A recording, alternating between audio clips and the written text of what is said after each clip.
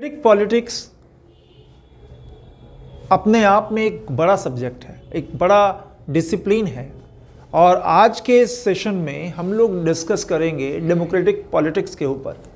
क्या होता है ये? कई बार इसे और इस वर्ड को एक साथ हमने पढ़ा है, समझा है, लेकिन आज के क्लास में एक नई सीरीज़ को स्टार्ट करेंगे, नए तरीके से शुरू करेंगे। ये वीडियो उनके लिए भी यूज़फुल है, बेनिफिशियल है, जो बच्चे क्लास 10th में हैं या जो बच्चे 10th पढ़ रहे हैं, 10th क्लास के सब्जेक्ट्स को, खास करके सोशल साइंस के, पॉलिटिकल साइंस को पढ़ रहे हैं। खासकर उन बच्चों के लिए भी अच्छा है जो बच्चे 9th से अब 10th में जाने वाले हैं, और उन बच्चों के लिए भी जो पॉलिटिकल साइंस के तरफ चीज़ों को समझना चाहते हैं बेसिक तरीक़ों से, बेसिक कॉन्सेप्ट के साथ। अगर बात करें कि जो कम्पिटिटिव एग्ज़ाम की तैयारी करते हैं, उनके लिए भी ये टॉपिक बहुत ही ज़रूरी है, डेमोक्रेटिक पॉलिटिक्स। अक्सर हम लोग इस वर्ड को, इन दोनों शब्द को अलग अलग तरीके से देखते हैं। डेमोक्रेसी हम जानते हैं, पॉलिटिक्स हम जानते हैं।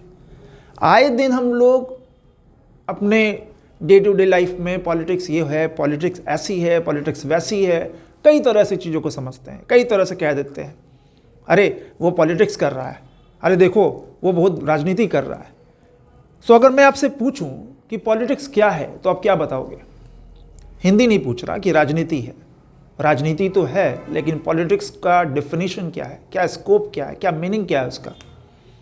डेमोक्रेसी का पता है आपको, और मुझे ये भी पता है कि आपको पता है कि डेमोक्रेसी का मतलब जो है वो पीपल्स रूल होता है, लोगों की सरकार, जनता प्रमुख होता है।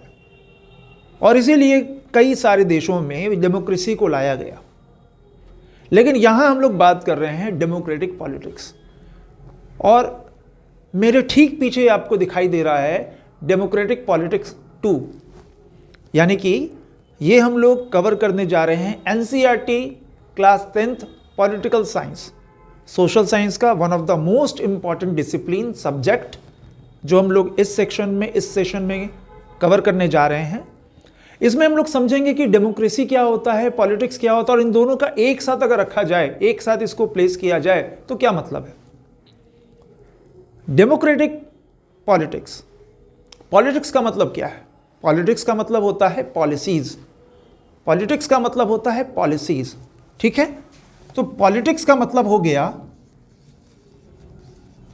पॉलिसी, नीति। हमने पॉलिटिक्स को हिंदी में क्या बोला? राजनीति। तो नीति को इंग्लिश में क्या बोलते हैं? पॉलिसीज, ठीक है। और राजा की नीति, तो राजनीति, पॉलिटिक्स जो वर्ड है, जो शब्द है, तो ऐसा नहीं है कि डेमोक्रेसी के साथ डेवलप हुआ। राजा जो कर रहा है वो राजनीति हो गया। राजनीति मूवी भी आई थी, मुझे ज़रूर लगता है कि आपने देखा होगा। तो राजनीति, आज हमारी राजनीति स्थिति क्या है? सो पॉलिटिक्स क्या है?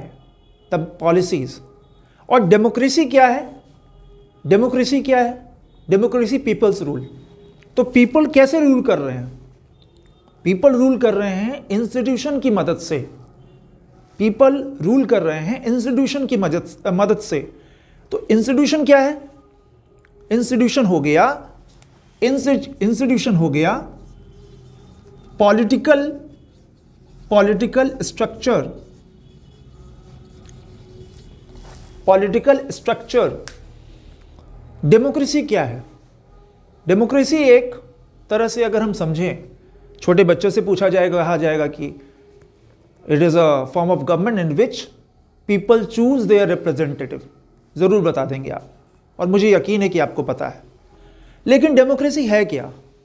डेमोक्रेसी का सबसे इंपॉर्टेंट प्रिंसिपल जो उसका पार्ट है वो क्या है? इलेक्शन।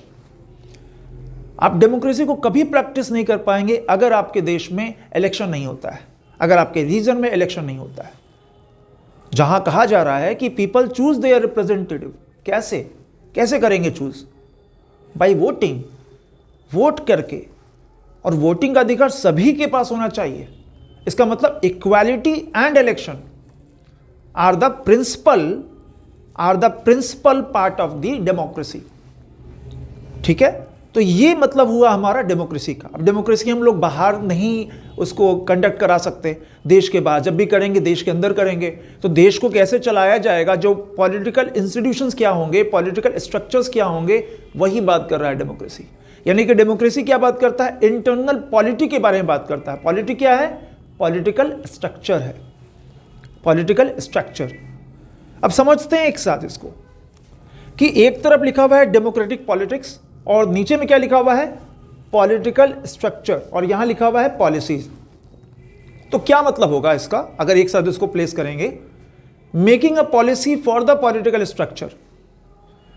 जो पॉलिटिकल स्ट्रक्चर के लिए पॉलिसी बनाया जाता है कि ये कैसे रन किया जाएगा, कैसे चलाया जाएगा, कैसे रन ऑपरेट किया जाएगा, उसी को हम कहते हैं डेमोक्रेटिक पॉलिटिक्स।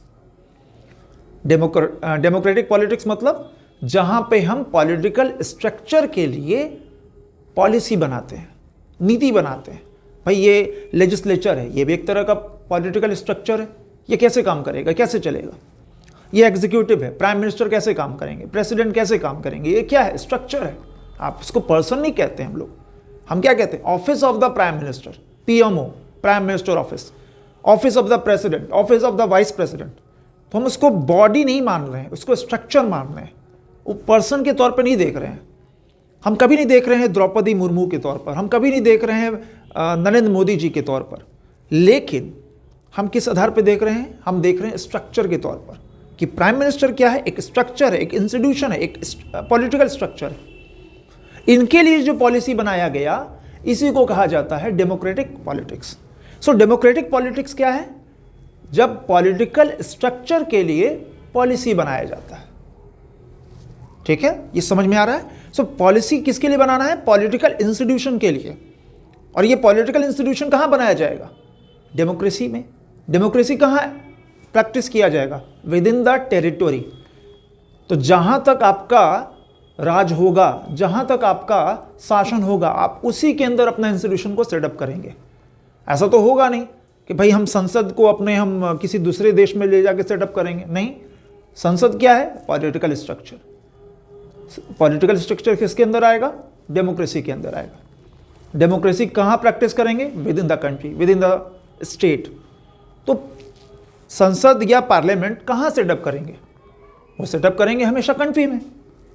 ठीक है, तो डेमोक्रेटिक पॉलिटिक्स पार्ट 2, ये क्लास 10th का हम लोग पढ़ने जा रहे हैं, डेमोक्रेटिक पॉलिटिक्स। ये मैंने आपको इस बुक में जो कवर पे दिया हुआ है उसका मतलब मैंने समझाया।